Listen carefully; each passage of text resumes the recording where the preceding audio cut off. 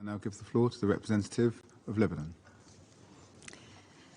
Thank you, Mr. President. At the outset, allow me to congratulate the United Kingdom on assuming the presidency of the Security Council for this month and for organizing this timely debate.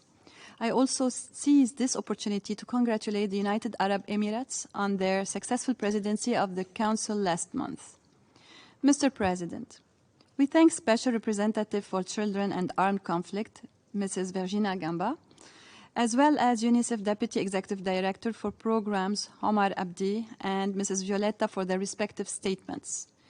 Mr. President, the latest report of the Secretary General on Children and Armed Conflicts confirm that the United Nations verified 27,180 grave violations against children in 2022.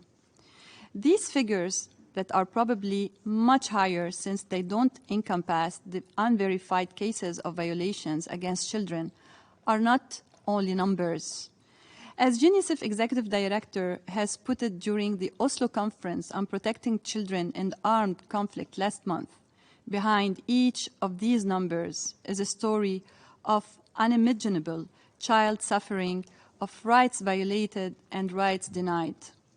Mr. President, children continue to be disproportionately affected by armed conflicts and violations against them, continue unabated.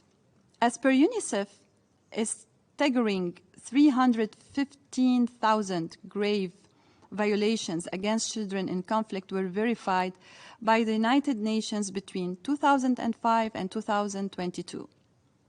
In recent days, we have witnessed Israel, unfortunately, attacks on the Jeanne refugee camps. In this regard, we refer to the statement issued by UNICEF's MENA regional director, in which she stressed that at least 3 children were killed on the 3rd of July and many others were injured. We condemn these attacks and deplore all acts of violence against children.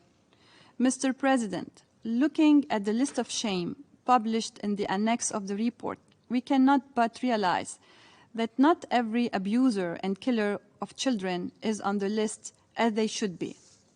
While the Secretary General does address the situation of Palestine children, documenting 3,133 grave violations against 1,139 Palestinian children, Israel was omitted from the list.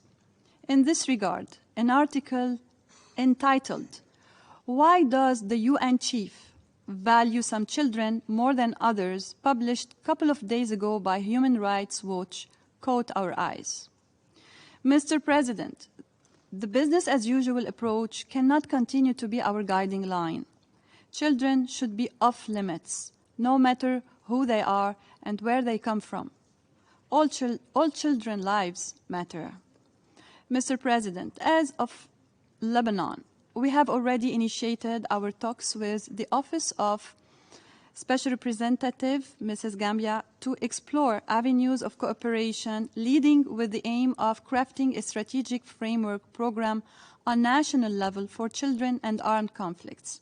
We are looking forward to accelerating the process of laying the first stone of this initiative together with Mrs. Gamba and her able team. Thank you, Mr. President. I thank the representative of Lebanon.